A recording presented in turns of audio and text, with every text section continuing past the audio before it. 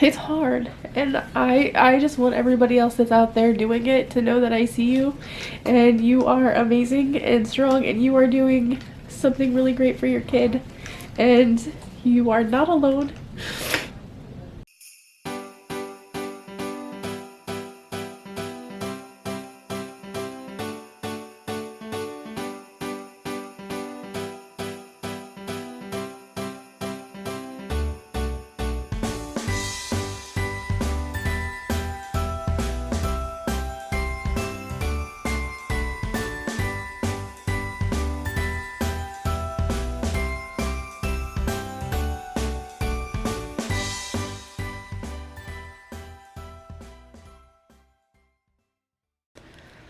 Hey everyone, it is Tara from Adventure is Collins, and today is day 7 of Vlogmas. We didn't really have anything going on today. Like, I ran a couple of errands this morning that I didn't really think you guys would want to come along for. And then we were supposed to go to like a Christmas dinner thing at church tonight, but I'm not feeling very well and Dustin's really tired, so staying home. So I didn't really have anything to film today, and so I was trying to think of what to share with you guys, and I remembered that I have some footage from back when Maverick was in the hospital that I never posted because mostly it's me having a little bit of a breakdown. I believe it's the last thing I recorded when he was in the hospital, and I was really struggling. And so I wasn't sure that I wanted to post it, that it was something I wanted to share of myself, but I decided that I'm going to, and that I hope it connects with people that are in similar situations, or makes people more sympathetic to those that are in those situations, and helps people not feel so alone. Because I'm sure there's a lot of people that have kiddos in the hospital and are in the hospital this holiday season, maybe even today, that maybe will see this, I don't know. But I just want people to know that they are not alone in their feelings and in their stress and in their just struggles. So I wish everybody a very, very Merry Christmas, and I will go ahead and insert the clip from the hospital. Hey guys, it is Tara from Adventure is Collins, and I don't know, it is 3 a.m. and I just folded my laundry to try to convince myself that I'm going home today. Today is day 22 in the hospital with Maverick for his Kawasaki disease, and I'm not okay. I would like to preface this video by saying that I am so grateful for all of the nurses and doctors and specialists and volunteers and the medical intervention and everything that has been done for my son in these 22 days. Because I really am. He's stable right now. He's not improved from when we were brought back in 2 weeks ago, but he's stable. And they tell me that when the medication finally arrives at my home, which is supposed to do today, that we can leave. So I'm waiting for confirmation for that from my husband. But I, in being here, have learned a lot about myself.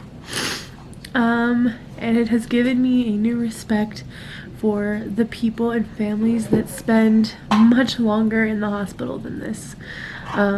That spend months or years or however long in and out of hospitals, because I've only been here a little over 3 weeks, and granted that has been day and night with basically 0 breaks. I have actually physically left the hospital one time, and it was to go run errands that my husband wasn't able to do for me.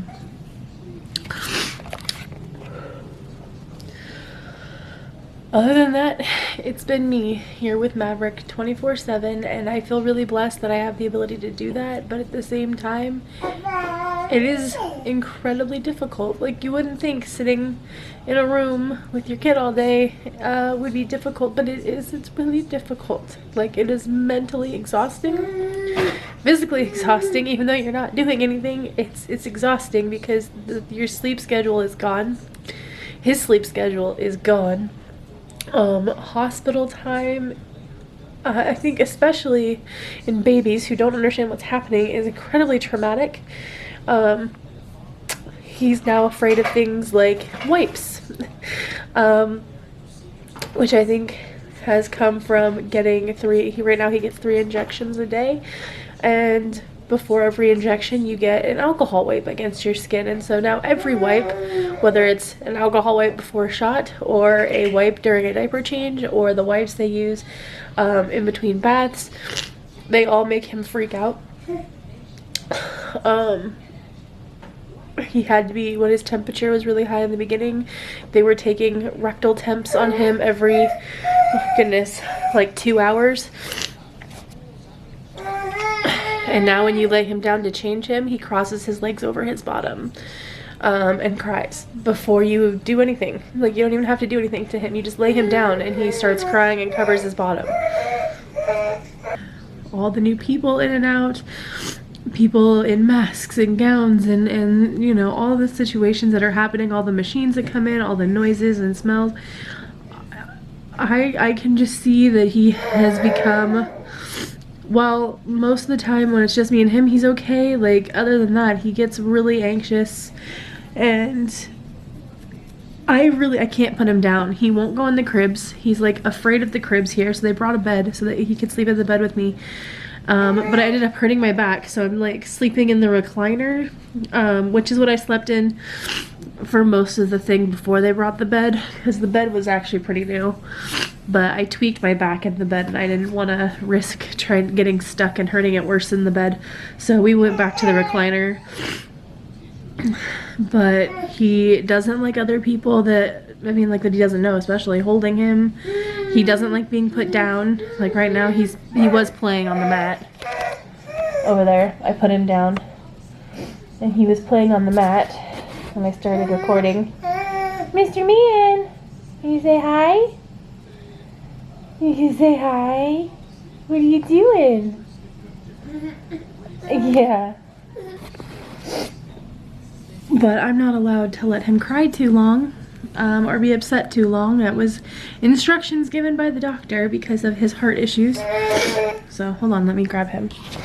I'm not supposed to let him cry or be upset for too long. And it's difficult to have him on me because he's got a 5-lead system plus his pulse ox.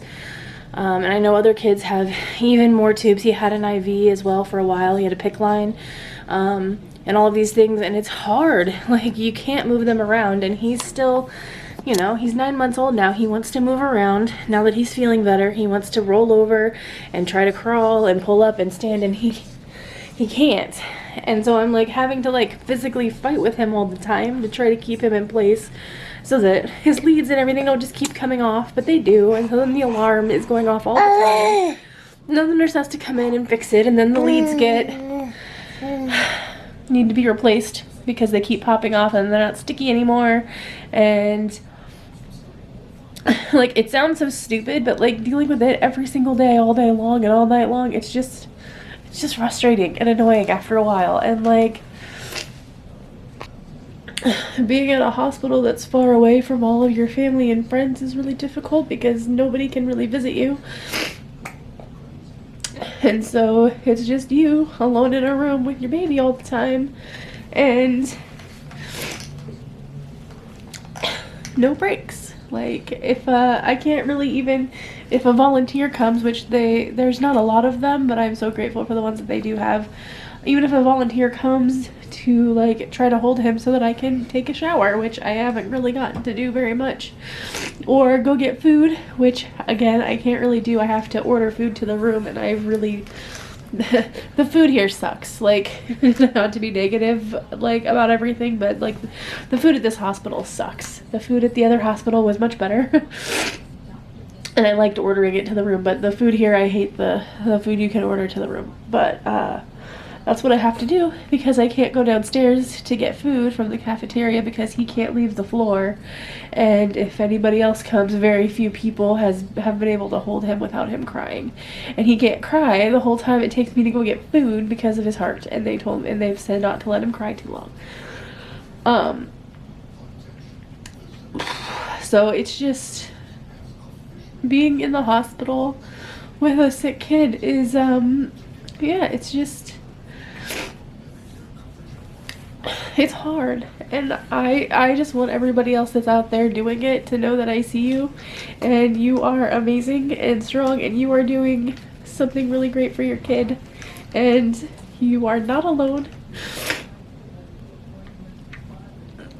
And that I am praying for each and every one of you for your own inner peace and strength, and for your kids to get better, because this is not for the faint of heart, you guys.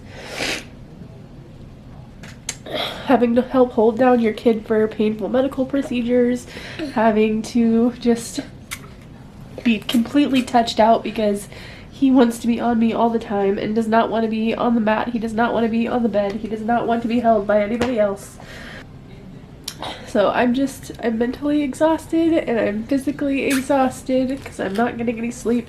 I feel gross because I can't shower, and I feel incredibly lonely because there's really not many people that can come out here. And like, I've been texting with friends, and I try to... Sorry, buddy. Shh. It's okay. It's okay. I try to video chat with my other kids every day, but it's still incredibly lonely.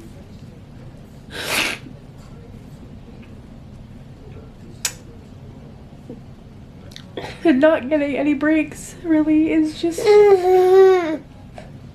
it's just really hard. So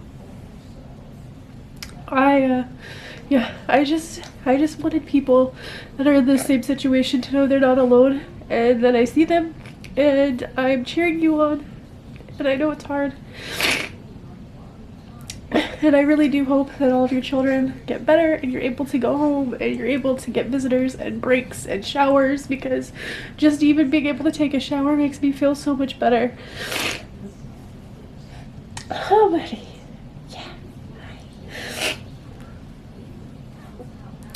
And I love him so much, and I'm so glad that, you know, he was able to get all this medical attention and get what he needed in the hospital. I really am. Like, I don't mean to sound ungrateful. I just wasn't expecting it to be so hard. Yes, this was kind of a venti sort of video, and it wasn't meant to just be a venti video. They've trained me. They took out his PICC line. They've trained me to do his injections that he's gonna have to do at home, and I've already been giving him all his oral medications, and I've been giving him all of his shots for the last few days. So really at this point, it's just waiting for his medication to get to my house. So as soon as my husband says that it has arrived, we can go home, and I just want to go home. So bad. I just want to go home. And I know that there's a lot of you out there right now that just want to go home, and I hope you get there soon. If you made it all the way through that, thank you so much for watching. I really, really appreciate it. If you could give this video a like, it really does help the channel. If you decide to subscribe and join our family on our journey, we'd really, really love to have you. Make sure that you introduce yourself down in the comments, so that way we can personally welcome you. And we will see you tomorrow for day 8 of Vlogmas. Merry Christmas.